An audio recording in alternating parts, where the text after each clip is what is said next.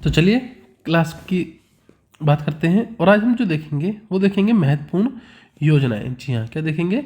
महत्वपूर्ण योजनाएं। ये सभी योजना हर एक एग्जाम के लिए इंपॉर्टेंट है, चाहे वो UPSSC हो, VP हो, जूनियर असिस्टेंट, UP का ही एग्जाम होता है, सभी के लिए उपयोगी है। लेकिन हाँ, मुख्य रूप से ये UP की परीक्षाओं के लिए यही उपयोगी है। क्लियर है?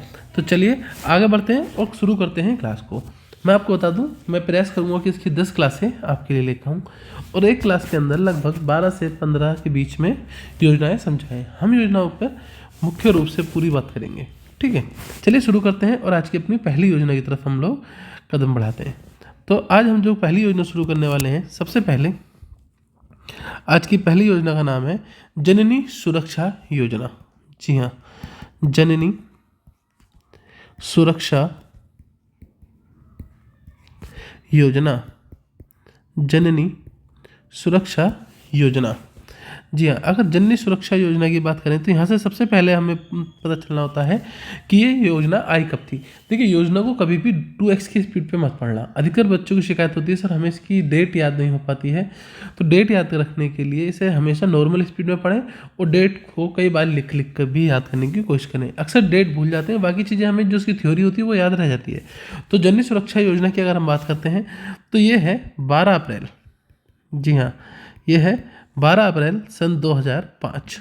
याद रखेंगे, 12 अप्रैल सन 2005 को ये आई थी योजना। कौन सी? जननी सुरक्षा योजना। इस योजना का उद्देश्य क्या था?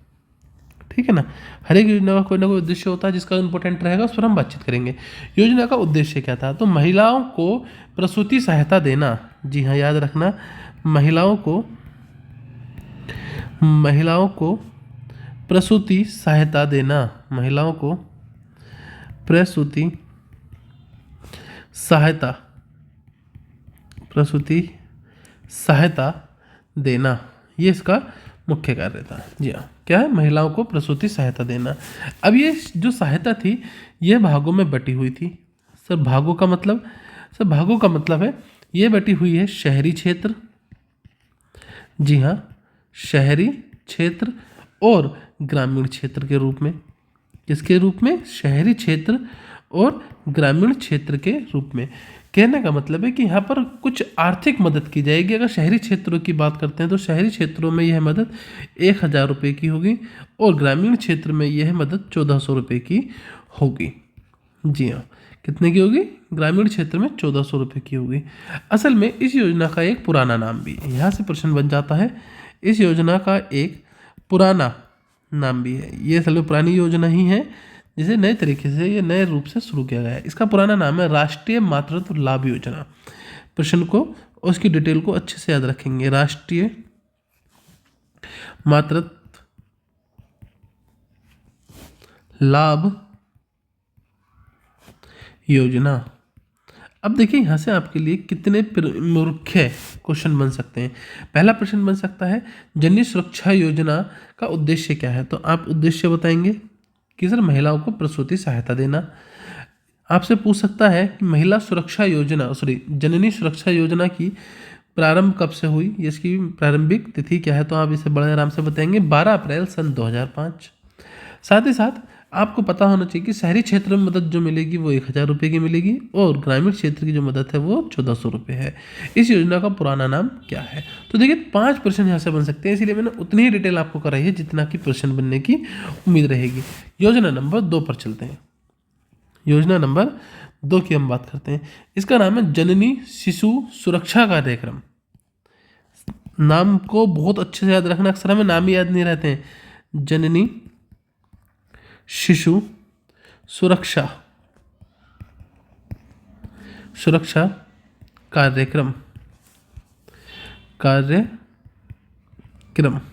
जी हाँ, अब इस कार्यक्रम के बाद जननी शिशु सुरक्षा कार्यक्रम, यहाँ पे आपसे क्या पूछेगा?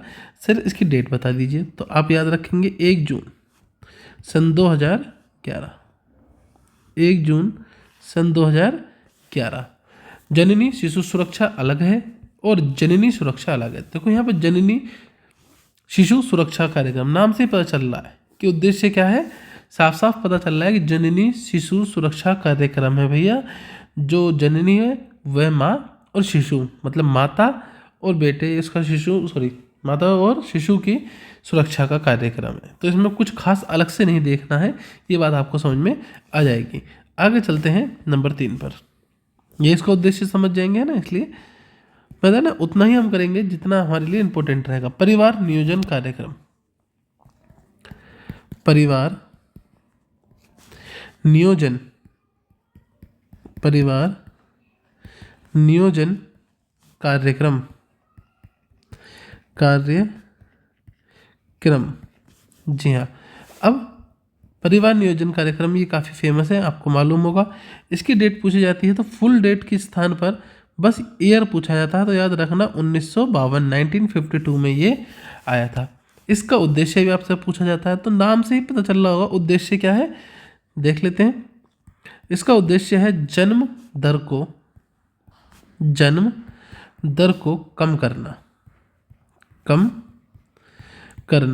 और जनसंख्या दर को कम करना, जनसंख्या दर को कम करना, यही इसके मुख्य उद्देश्य है। तो यहाँ से ज़्यादा क्वेश्चन नहीं बनेंगे, 2 ही क्वेश्चन बन सकते हैं। एक तो ये कब शुरू हुआ 1952 में, और इसका उद्देश्य क्या रहा है वो आपसे पूछा जा सकता है एग्जाम के अंदर। योजना नंबर 4 की तरफ चलते हैं। चलिए, अगली योजना है काफ़ी इंपॉर्टेंट योजना, मिशन इंद्रधनुष। मिशन इंद्रधनुष, जी हाँ, मिशन इंद्रधनुष। सबसे पहला सवाल ये उठता है कि सर ये योजना लागू कब हुई है, आई कब? तो 25 दिसंबर 2014, 25 दिसंबर 2014। जी हाँ, मिशन इंद्रधनुष योजना कब लाई गई? से ये लाई गई 25 दिसंबर सन 2014 को। उद्देश्य क्या है ना? उद्देश्य क्या? उद्देश्य सिंपल है, 2020 तक निकल चुका है मैं जानता हूँ, 2020 तक संपूर्ण 2020 टीकाकरण 2020 तक संपूर्ण टीकाकरण के कार्य को पूर्ण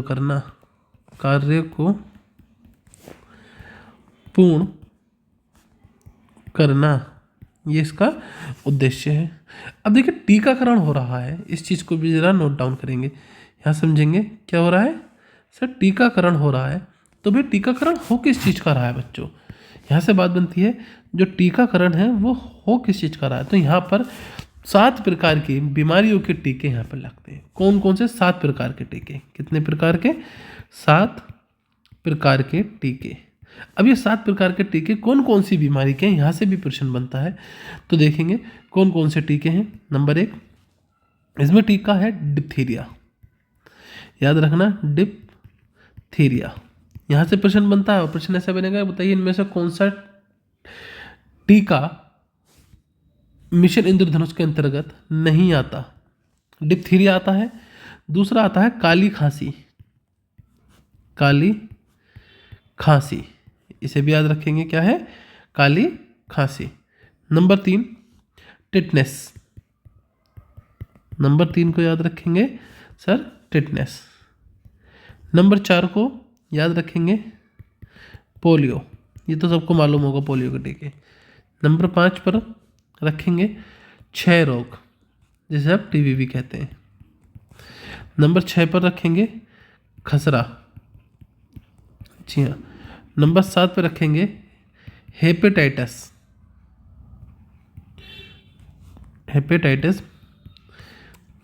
बी।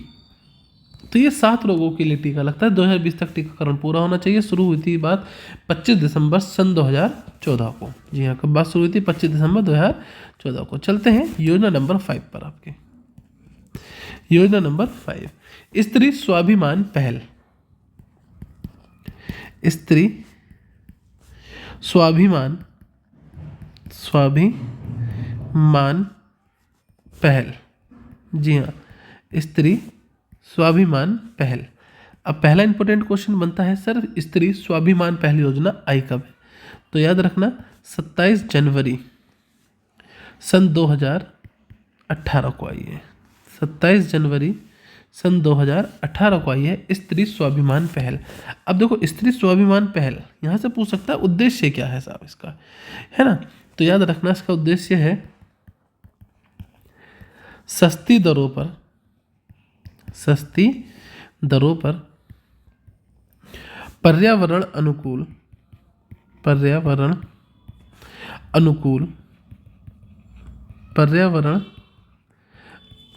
अनुकूल सैनिटरी नैपकिन कह देते हैं ना, नैपकिन प्रदान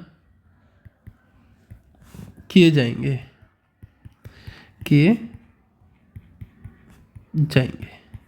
यहाँ से एक प्रश्न और बन जाता है इससे, क्योंकि बना है इसलिए मैं उसे सामने प्रस्तुत करूंगा। असल में इससे मंत्रालय भी पूछा गया एक बार। क्या पूछा गया है आपका? मंत्रालय। ये याद रखना, अच्छा प्रश्न है, मंत्रालय पूछ लिया जाता है कभी कभी। तो इसका जो मंत्रालय है वह है सूचना, इसका जो मंत्रालय वह है सूचना प्रौद्योगिकी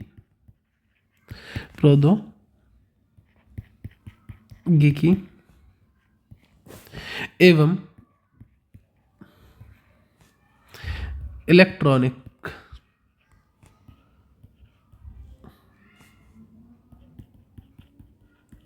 अब देखो अगर ये एग्जाम में आता है तो मंत्रालय बहुत ही कम बच्चे से लगा पाएंगे कि इलेक्ट्रॉनिक एवं प्रौद्योगिकी, उन्हें कुछ और ही लगेगा, उन्हें लगेगा महिला एवं बाल विकास कल्याण वाला ये मामला है शायद, ऐसा कुछ, जबकि ऐसा इसमें नहीं है। इस चीज़ को इसीलिए उन्होंने इसकी योजना आपको इसकी मंत्रालय अलग से लिखवाया है।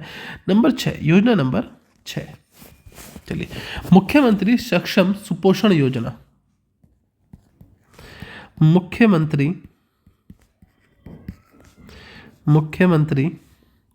सक्षम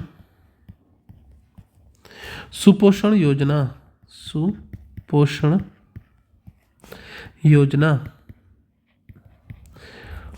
मुख्यमंत्री सक्षम सुपोषण योजना। यहाँ से प्रश्न आग बनेगा पहला, आप जान गए होंगे क्या बनेगा साहब, आया कब है। असल में ये ईयर में आया है 2021 से 22 के टाइम पीरियड पर। कब है? 2021 से 22 के टाइम पीरियड पर। ये योजना स्पेशली रूप से सिर्फ यूपी के लिए ही थी, आप जानते हैं मुख्यमंत्री सक्षम। इसका उद्देश्य क्या रहा? तो नाम से पता चल रहा है कि मुख्यमंत्री जी की योजना है सक्षम सुपोषण योजना। तो ध्यान रखेंगे कि बच्चों और महिलाओं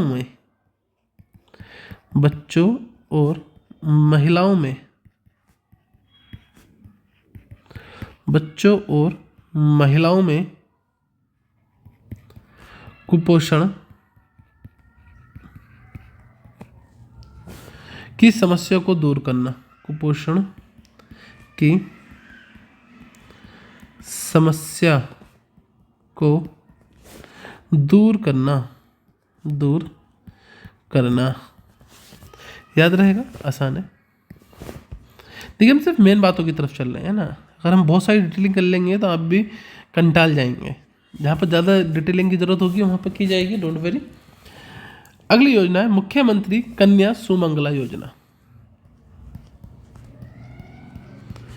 मुख्यमंत्री कन्या सुमंगला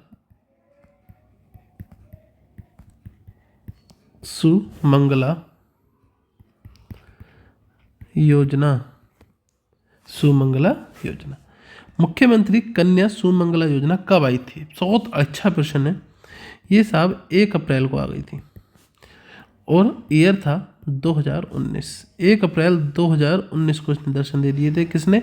मुख्यमंत्री कन्या सुमंगला योजना, 1 अप्रैल 2019। जी हाँ, 1 अप्रैल 2019। अगर इसके विभाग के हम इसमें विभाग की बात कर लेंगे, चलिए कर लेते हैं, याद आ गया था।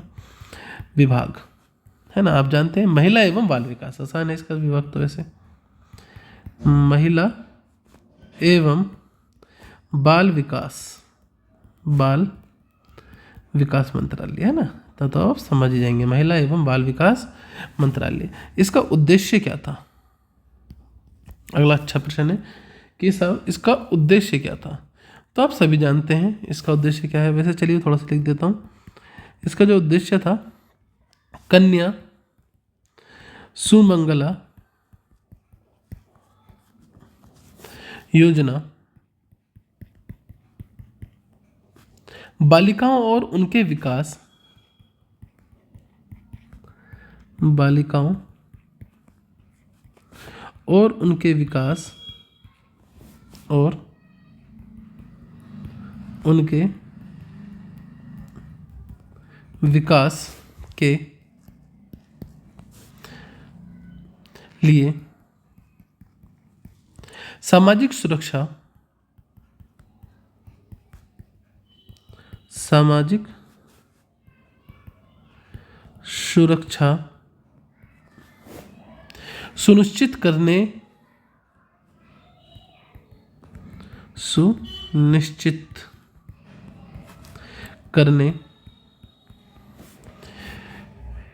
के लिए करने के लिए सशर्त नगद हस्तांतरण योजना है। नगद, अब सही है, नगद हस्तांतरण योजना है, नगद हस्तांतरण योजना है। असल में इसके अंदर एक नगद धनराशि दी जाती थी जो थी 15,000 रुपये। सॉरी, कितनी थी? 15,000 रुपये थी। कितनी थी? 15,000 रुपये थी, याद रखना थी। अब इसमें कुछ चेंज आ गया है। अब कितनी हो गई ये धनराशि? अब ये धनराशि आपकी 25,000 रुपया हो गई है। तो इस चीज़ को भी याद रखना।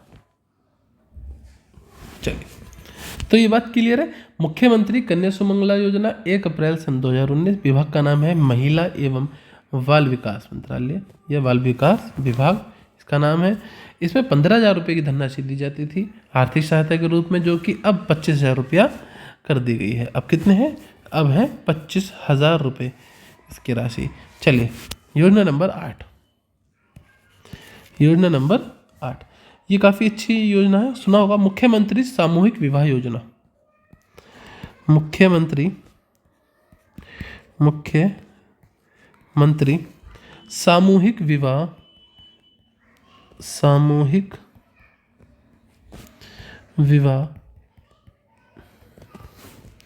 योजना। सामूहिक विवाह योजना क्लियर है? बात समझ में आ गई होगी किस चीज़ से संबंधित है। ये अक्टूबर 2017 में आई थी योजना। अक्टूबर 2017 में ये योजना की आई थी। ओके, कब आई थी? अक्टूबर 2017 में आई थी। No, it is okay. अब इसका जो विभाग था वो था समाज कल्याण विभाग। समाज कल्याण विभाग, जी हाँ, कौन सा विभाग था? समाज कल्याण विभाग था इसका, समाज कल्याण विभाग। देखिए, यह योजना केवल यूपी के नागरिकों के लिए लागू है, याद रखना। यह योजना केवल यूपी के नागरिकों के लिए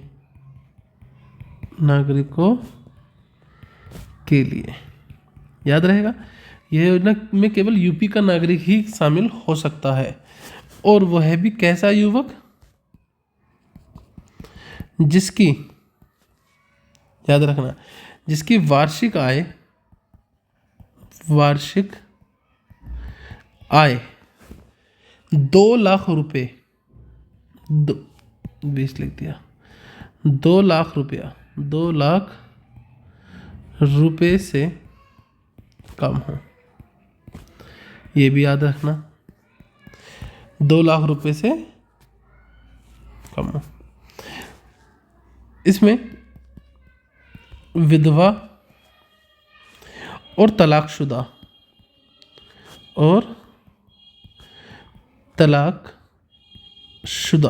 याद रखना, विधवा और तलाकशुदा सहित सभी जोड़ों को भी सभी जोड़ों को भी सभी जोड़ों को भी योजना का लाभ मिलेगा। जी हाँ, योजना का लाभ मिलेगा। इस चीज़ को याद रखना, लाभ मिलेगा। चलिए आगे बढ़ेंगे। तो ये भी याद रखना, विधवा और तलाकशुदा सहित सभी जोड़ों को भी योजना का लाभ मिलेगा। ऐसा नहीं है कि आप बिल्कुल फ्रेश हो, अगर आप यहाँ बात सीधी सीधी है कि विधवा और तलाकशुदा भी यहाँ पर शादी को फिर से कर सकते हैं। ठीक है, नेक्स्ट। ये तो चलो सीधी सीधी सी बात है, 2 लाख रुपए से कम है तो वो गरीबी रेखा के नीचे होगा, इसे अलग से नहीं लिखते हैं, गरीबी रेखा से नीचे भी होना चाहिए, ये भी ज़रूरी है। ठीक है ना। अब इस योजना में ये देखना, इस योजना में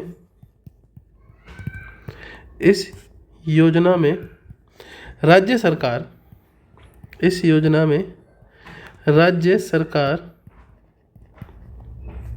इस योजना में जो हमारी राज्य सरकार है, प्रत्येक जोड़े के लिए, प्रत्येक जोड़े के लिए, प्रत्येक जोड़े के लिए 51,000 रुपये खर्च करेगी। 51,000 खर्च करेगी, याद रहेगा।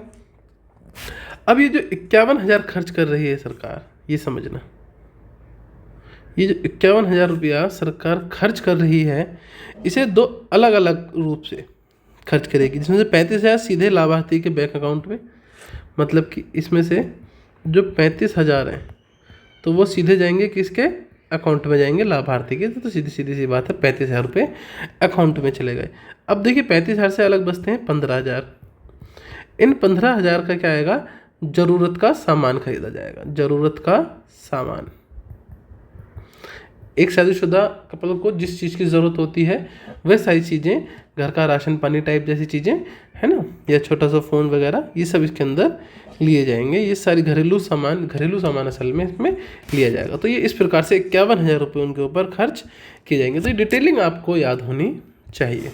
ये था नंबर 8। चलिए चलते हैं नंबर 9 पर। नंबर 9, यूपी गोपालक योजना।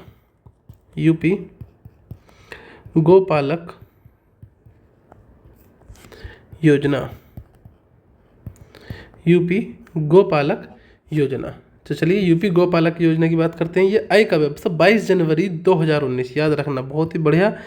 22 जनवरी 2019, 22 जनवरी 2019 को यह योजना है, यूपी गोपालक योजना, 22 जनवरी 2019। अब इसका उद्देश्य क्या है, ये आपको बहुत अच्छे से पता होना चाहिए। बेरोजगार युवकों को, किसे, बेरोजगार युवकों को,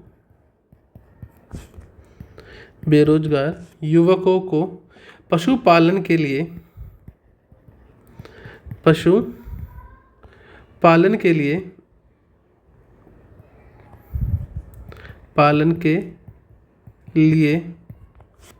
पशुपालन के लिए ऋण उपलब्ध कराना, ऋण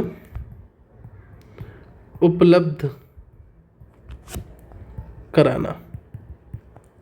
क्लियर है ना। अब इसमें ऋण की राशि क्या है, तो वो क्लियर की गई है 10 लाख तक, अप टू 10 लाख, 10 लाख रुपए तक। बड़ा सिंपल सी बात है। ठीक है, आई का भी योजना 22 जनवरी 2019, योजना का नाम है यूपी गोपालक योजना। बेरोजगार युवकों को पशुपालन के लिए ऋण उपलब्ध कराना, और ये ऋण कितना होगा, 10 लाख तक होगा, अप टू 10 लाख तक ये होगा। नंबर 10, योजना नंबर 10 पर चलते हैं। ये यहाँ बता रहा है, एक जिला एक उत्पाद योजना। एक जिला एक उत्पाद, एक उत्पाद, एक उत्पाद योजना। एक जिला एक उत्पाद योजना। सबसे पहला प्रश्न है, योजना आई कब है, तो यह आई है 24 जनवरी। कब आई है, 24 जनवरी सन 2018, सन 2018, 24 जनवरी। अच्छा, इस दिन से ही याद रखना, 24 जनवरी 2018 से ही यूपी दिवस मनाना शुरू हुआ है। यूपी दिवस कब मनाया जाता है? 24 जनवरी। लेकिन ये याद रखना कि 2018 से ही शुरू हुआ है, ठीक है। तो एक जिला एक उत्पाद, क्लियर है? उद्देश्य क्या था ये सबको याद होना चाहिए। जिले के छोटे, देखो समझना, जिले के छोटे, जिले के छोटे मध्यम, जिले के छोटे मध्यम एवं परंपरागत उद्योगों का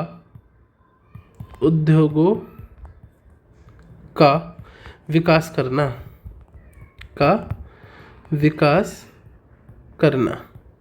जी हाँ, ये इसके अंदर शामिल है। आइए एक बार छोटा सा क्विक रिवीजन करते हैं इन 10 की 10 योजनाओं का। देखो योजना में चाहता तो ये अभी 25 मिनट लगभग क्लास हुई है, ये 20 योजनाएं हो सकती हैं, 30 हो सकती हैं, लेकिन उसमें कोई फ़ायदा नहीं है। ऐसे तो किताबें आप खरीदो, उसमें लिखा हुआ मिल जाएगा, डायरेक्ट पढ़ लो। लेकिन जब यहाँ पर हम विधिवत रूप से पढ़ रहे हैं तो चीज़ों को आपको आनंद भी आना चाहिए, चीज़ें समझ में आनी चाहिए, ठीक है। तो आज की हमारी जो क्लास थी योजनाओं से संबंधित थी, क्लास नंबर 1 है। कोशिश करूँगा पूरी 10 क्लास आपको एक साथ प्रोवाइड करी जाए। तो आज की पहली योजना थी जननी सुरक्षा योजना। जी हाँ, जननी सुरक्षा योजना, जो कि 12 अप्रैल सन 2005 को लागू हुई। जननी सुरक्षा योजना 12 अप्रैल 2005। उद्देश्य क्या है? महिलाओं को प्रसूति में सहायता देना। किस प्रकार की सहायता? आर्थिक सहायता। शहरी क्षेत्र के लिए 1000 रुपये की सहायता और ग्रामीण क्षेत्र के लिए 1400 रुपये की सहायता। इसे यह कोई नई योजना नहीं है, यह राष्ट्रीय मातृत्व लाभ योजना ही है, जिसका नाम परिवर्तित करके जननी सुरक्षा योजना कर दिया गया। अगली योजना आती है जननी शिशु सुरक्षा कार्यक्रम।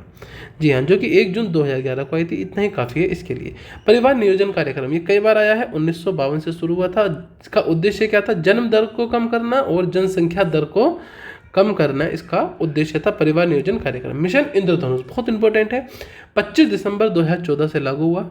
मिशन इंद्रधनुष 25 दिसंबर 2014 से 2020 तक संपूर्ण टीकाकरण कार्य को इसमें पूर्ण करने का उद्देश्य रखा गया। टीकाकरण क्या है सर? 7 प्रकार के बीमारियों के लिए इसमें टीके लगाए जाएंगे।